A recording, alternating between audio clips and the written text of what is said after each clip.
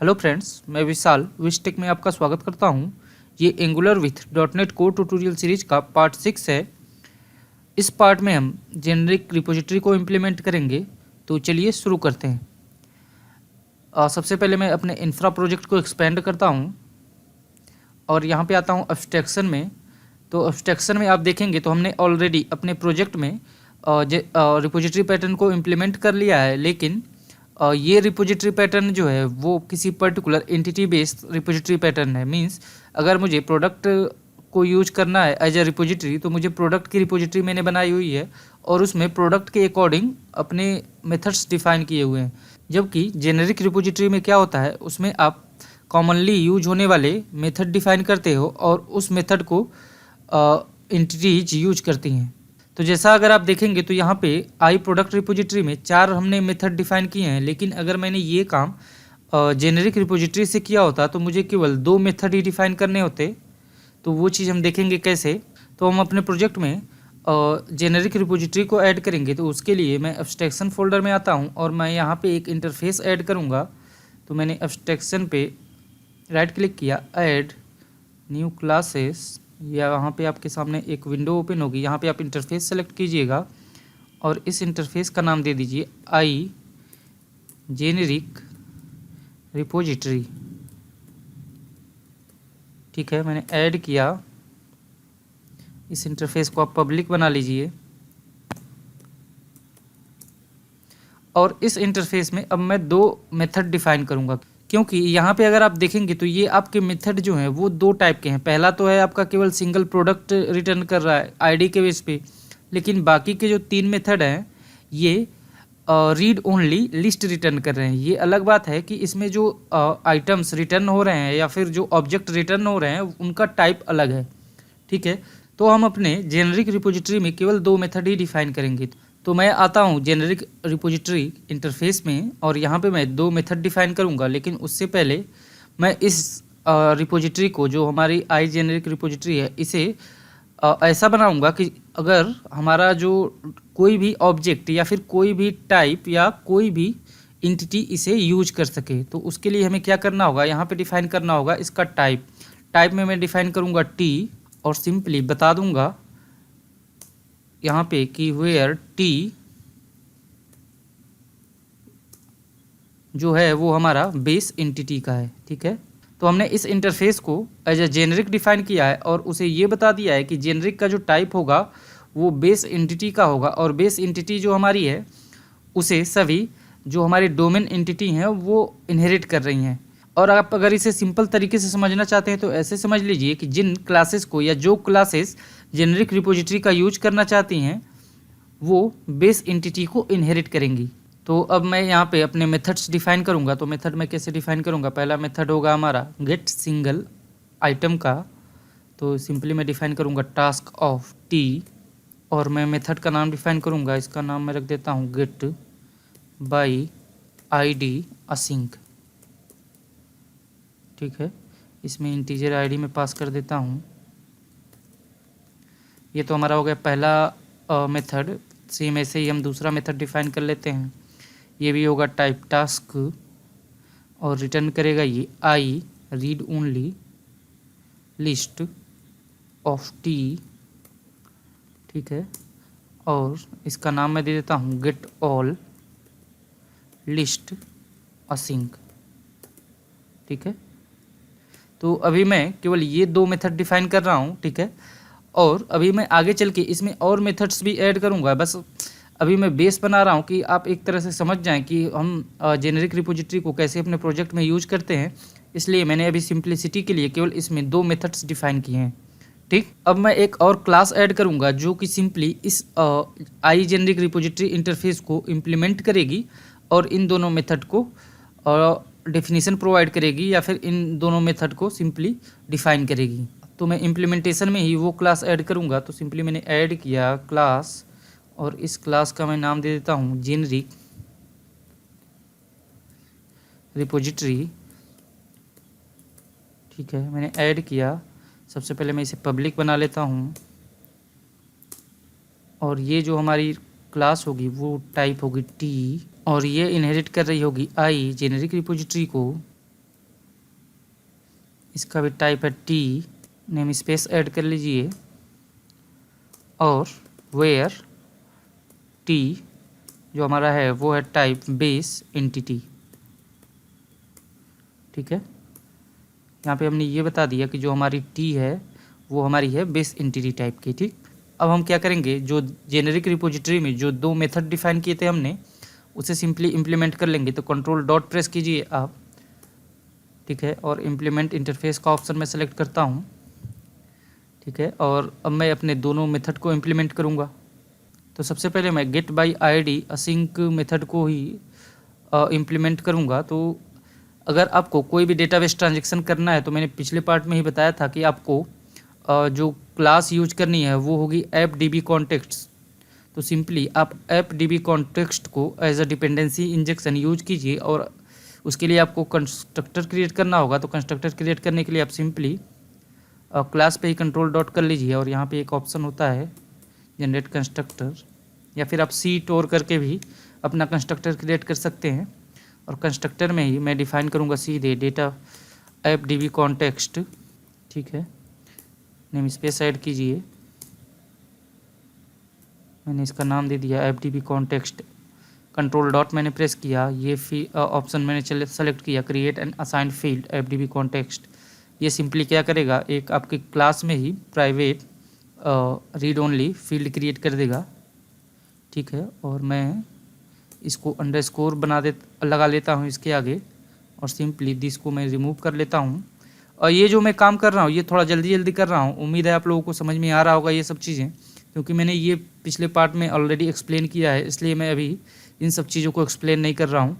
ठीक है, तो मैंने अपने ऐप डी बी कॉन्टेक्स्ट को सिंपली अपने कंस्ट्रक्टर में इंजेक्ट कर लिया। अब मैं इसी ऐप डी बी कॉन्टेक्स्ट का यूज करके अपने डेटाबेस से सिंगल रिकॉर्ड को फेच करूँगा, और जो मैं रिकॉर्ड फेच करूँगा वो हमारा होगा जेनेरिक टाइप का। मीन्स हम किसी भी ऑब्जेक्ट को डेटाबेस से सिंपली आईडी के बेस पे फेच कर सकते हैं। जैसे कि यहाँ पे हमने टाइप डिफाइन किया है टी, लेकिन ये क्या होगा, रन टाइम पे जो हम ऑब्जेक्ट पास करेंगे इस जेनेरिक रिपोजिटरी में वो रिप्लेस हो जाएगा, और सिंपली जो हम ऑब्जेक्ट पास कर रहे होंगे वो हमारे डेटाबेस में जाएगा और उसके बेस पे ट्रांजेक्शन होगा। तो ये चीज़ अभी आपको आगे और अच्छे से क्लियर हो जाएगी। तो सबसे पहले हम get by ID async method को इम्प्लीमेंट कर रहे हैं। तो उसके लिए आपको क्या करना है, सबसे पहले आप यहाँ पे इस मेथड को असिंक डिफाइन कीजिए और रिटर्न कीजिए सिंपली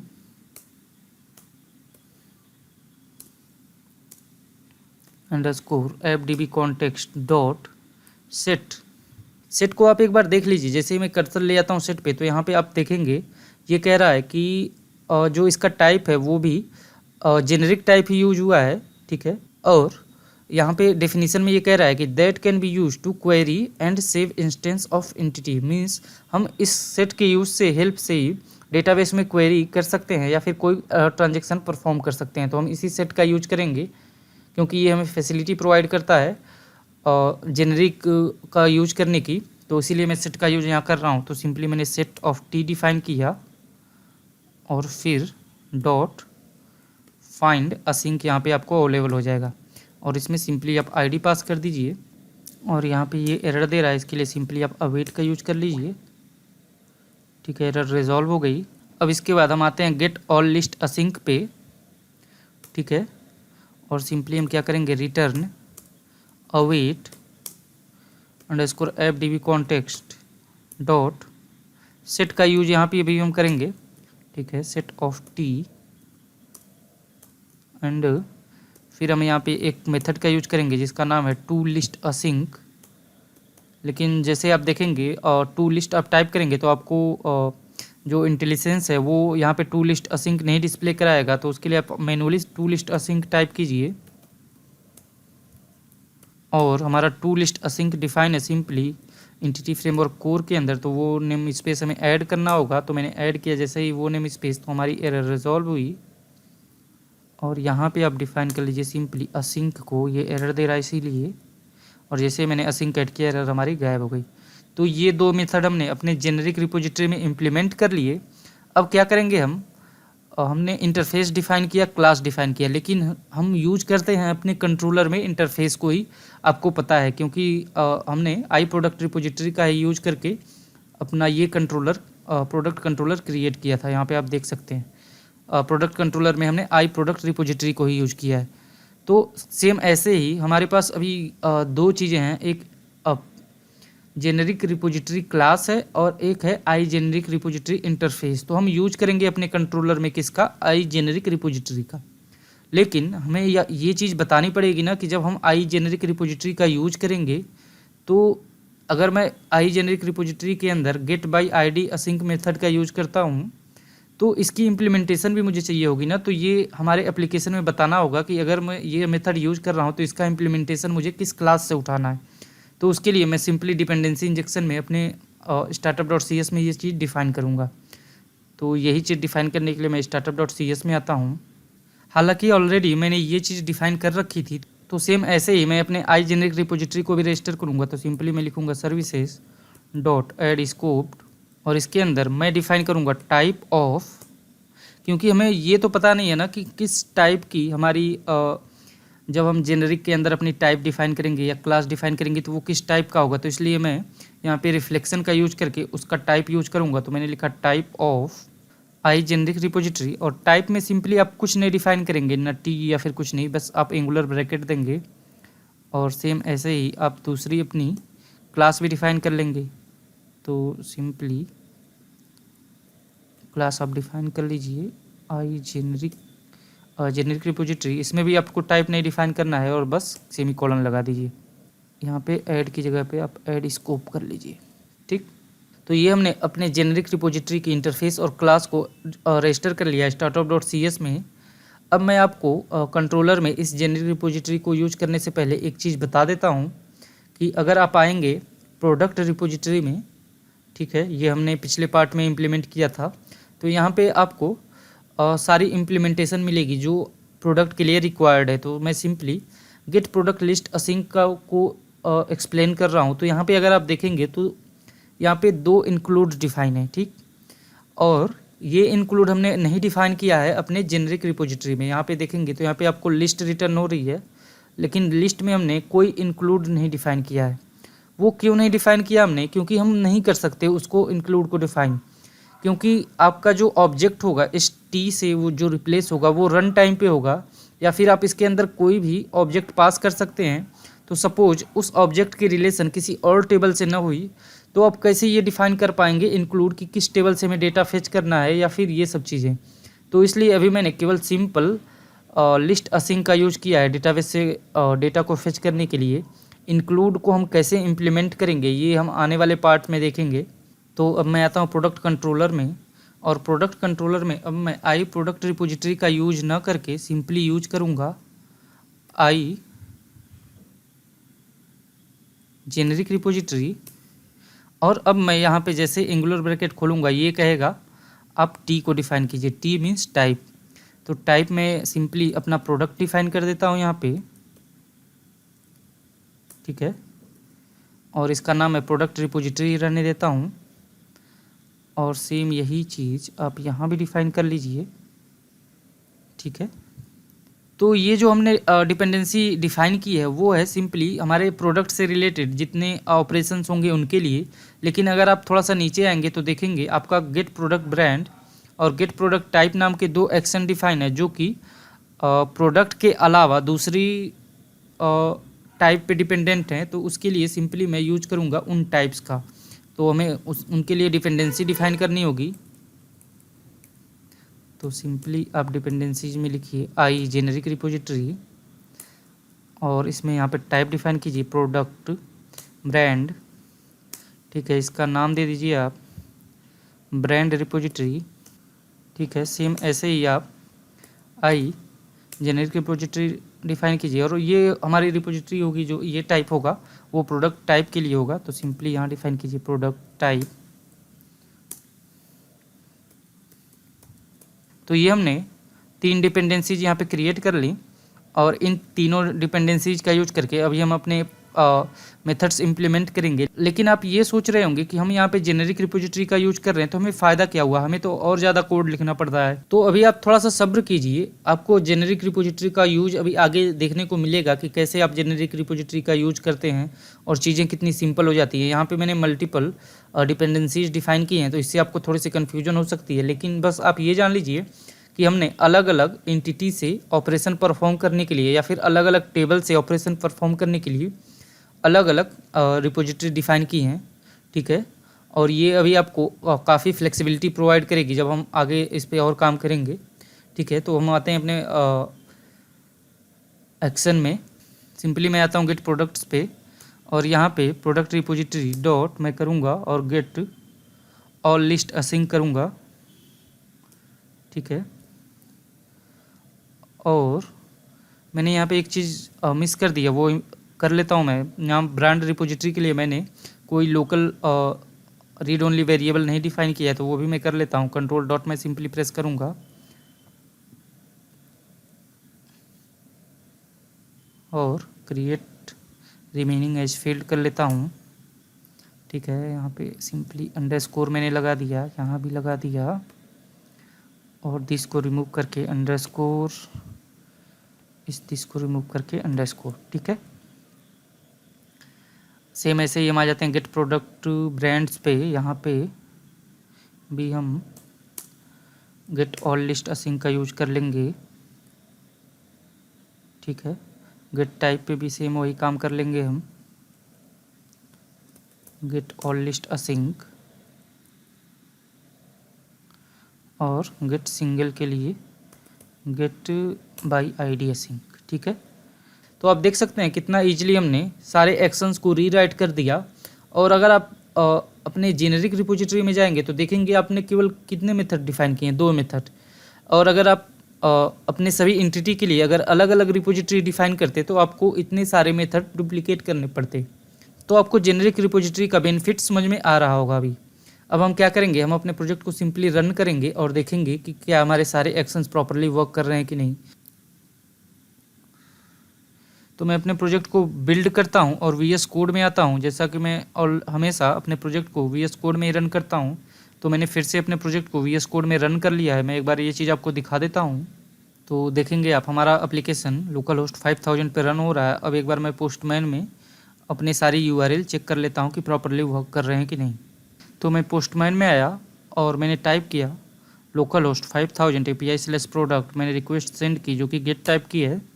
और यहाँ पे आप देखेंगे तो आपको दोनों ऑब्जेक्ट आपके मिल गए हैं जो कि आ रहे हैं जेनेरिक रिपोजिटरी का यूज करके।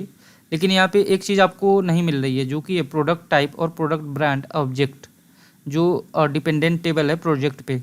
क्योंकि ये आपको इसलिए नहीं मिल रही है क्योंकि इसका कोड हमने नहीं लिखा है, हमने इंक्लूड का यूज नहीं किया है, इसलिए ये चीज़ आपको नहीं मिल रही है। तो इसको हम आने वाले पार्ट में इम्प्लीमेंट करेंगे। अब हम बाकी के URL भी चेक कर लेते हैं। तो मैं ID2 वाले प्रोडक्ट को फेच करता हूँ, ठीक है। तो वो भी हमें मिल गया, मीन्स वो भी हमारा एंड पॉइंट प्रॉपरली वर्क कर रहा है। फिर इसके बाद प्रोडक्ट/ ब्रांड्स में देख लेता हूँ। जैसा आप देख सकते हैं, जैसे मैंने प्रोडक्ट/ ब्रांड किया तो यहाँ पे आप देख सकते हैं आपको 2 रिकॉर्ड तो मिले, लेकिन ये रिकॉर्ड हमारे आ रहे हैं प्रोडक्ट टेबल से, मीन्स हमें प्रोडक्ट मिल रहे हैं ब्रांड को फेच करने में। तो ये चीज़ हम देख लेते हैं कि ऐसा क्यों हो रहा है। उसके लिए हम वापस आते हैं विजुअल स्टूडियो में और आप देखेंगे अगर ब्रांड वाले एक्शन को, तो यहाँ पे प्रोडक्ट रिपोजिटरी का मैंने यूज किया है जो कि होनी चाहिए थी हमारी ब्रांड रिपोजिटरी। और सेम यही मिस्टेक मैंने कर दी है प्रोडक्ट टाइप में भी, तो उसको भी मैं करेक्ट कर लेता हूँ। सिंपली मैं यूज करूँगा प्रोडक्ट टाइप रिपोजिटरी का, ठीक है। वापस मैं फिर से अपने एप्लीकेशन को रन करता हूँ, पोस्टमैन में आता हूँ, फिर से मैं सेम एंड पॉइंट को हिट कर रहा हूँ। तो जैसा आप देखेंगे तो अब आपको करेक्ट रिजल्ट मिल रहा है जो कि है मैगी और अमूल। सेम ऐसे ही हम प्रोडक्ट टाइप को भी चेक कर लेते हैं। मैंने रिक्वेस्ट सेंड की, हमारा ये भी एंड पॉइंट प्रॉपरली वर्क कर रहा है। तो इस पार्ट में हमने सीखा कि कैसे हम अपने एप्लीकेशन में जेनेरिक रिपोजिटरी को इम्प्लीमेंट करते हैं। अभी आने वाले पार्ट्स में हम जेनेरिक रिपोजिटरी को एकदम स्टैंडर्ड वे में इम्प्लीमेंट करेंगे, मीन्स हम उसमें स्ट्रेटजी और यूनिट ऑफ वर्क ये सारी चीज़ें इम्प्लीमेंट करेंगे। अगर आपको ये वीडियो पसंद आया तो इस वीडियो को लाइक कीजिए, हमारे चैनल को सब्सक्राइब कीजिए। इस वीडियो को देखने के लिए धन्यवाद। आपका दिन शुभ हो।